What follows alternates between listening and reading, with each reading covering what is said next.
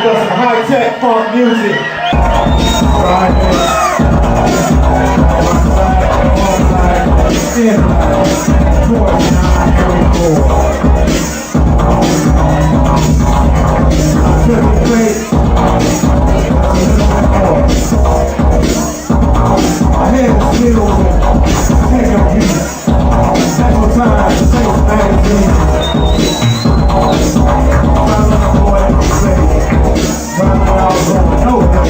Basically, I've been knowing Juan for over 15 years personally. He's a good friend of mine. He introduced me to a couple of people in the industry in England, which is First Avenue Music, and he got a song of mine to them. It's a group called Emanate, and the song was called "I Got a Little Something for You," and it sold quite a bit. And we got some history after that. So when he decided to put a band together, you know, I'm glad that, you know, our friendship led into business, you know, as a live performer with him. And I've been knowing Mike as well for quite some time.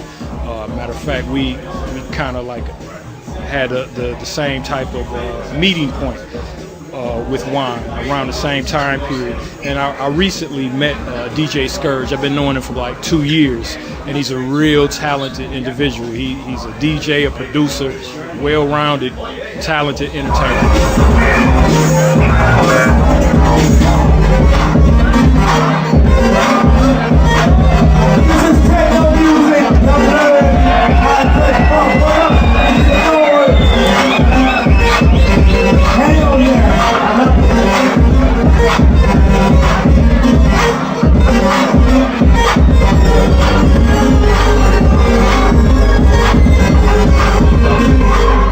We don't really have a release date. We all had a part in putting it together. I produced the song, Object Flying Identify, as Juan on the vocals, and we all, you know, like we had a real aggressive tour the last year and a half, and we did most of the production in the airport. I got my laptop on my back, and that's what we did, like most of the production where we used Logic and Digital Performer to initiate some of the compositions, and it's beautiful. And you know, you can actually create compositions that turn out, you know, just as well as doing something in a big studio. That's what we're finding right now. And with the schedule that you have to have with touring, you know, it's usually difficult to, you know, have you know, the songs in line with your touring schedule, but with the portable laptops and all that type of stuff, we managed to get it accomplished.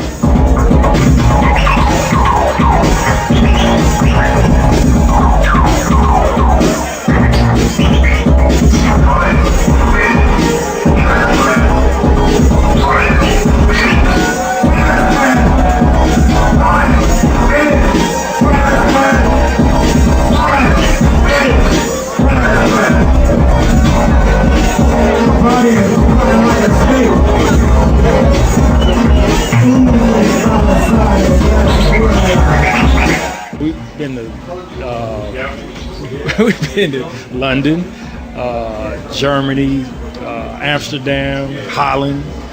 I mean, we've been a lot of places. This is just almost too many to... So can you speak all the European languages now at this stage? Very little, very little. And you know, it's unfortunate because, you know, I really want to get to know more about the culture that I, you know, come in contact with. You know, and it's like immediately when we got here, you know, like everybody was real cordial, warm. You know, you don't get that everywhere. You don't get that everywhere. And you know, we've had some nightmare situations, which I won't mention by name, but this is definitely one of the high points. Like right now, we're using a happy medium of hardware. We're using Korg sponsored M3, and Juan plays with an R3, and you know, I'm playing with the Apple. You know, I'm playing an Apple laptop, you know, playing software synthesizers. And, you know, like I said, we did a lot of the production for some of the songs that we're about to come out with on software. So I don't really have a personal preference. You know, both are in the standard of almost becoming equal. There's a debate that, you know, some people may have about hardware being absolutely the standard. But right now, it's equaling out to me because I'm also an engineer, you know, and I do a lot of things with software that I wouldn't even imagine, you know, trying to do like 15 years ago.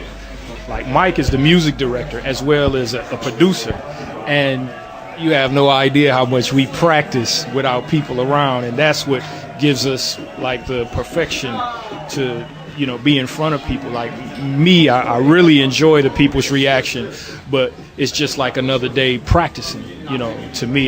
You know, if it was like 3 people in the audience, we would give it the same type of energy.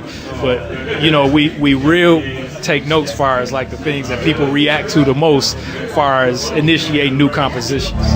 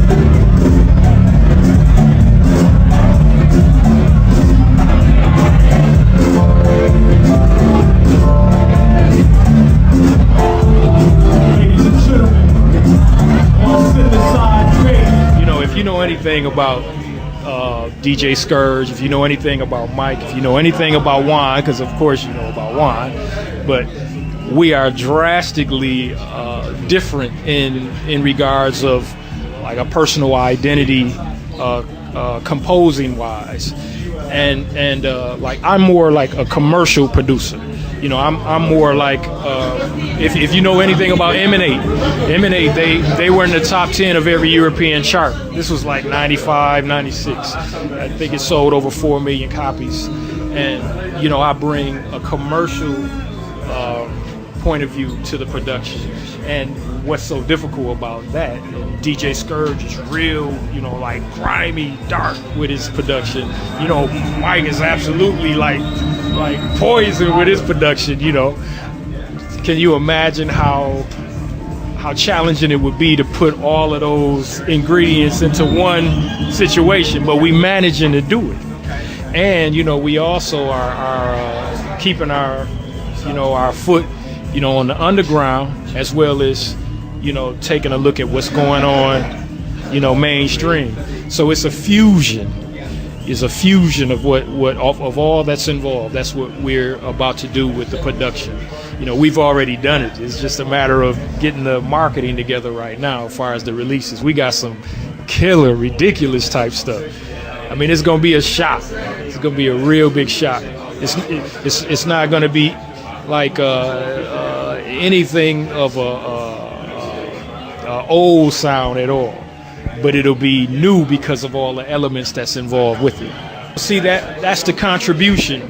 Like, see, Juan was like he was a paradigm when he started, and keeping it fresh is the perspective of all that's involved. Like, you know, it's always a conversation. The fights is what keep it fresh, because you got a point of view that want to stick to the original formula.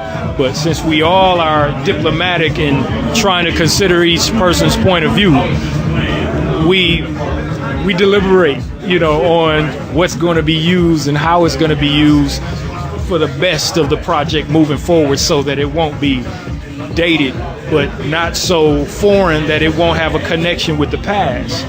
And that's what we're doing.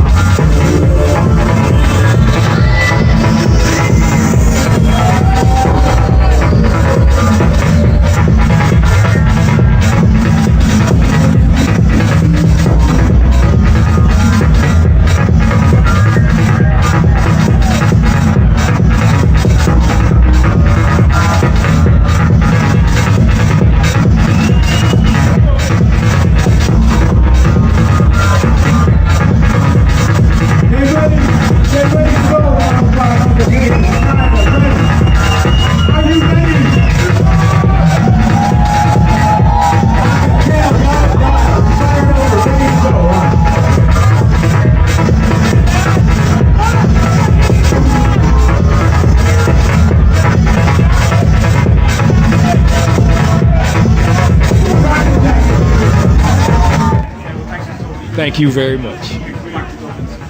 Me too.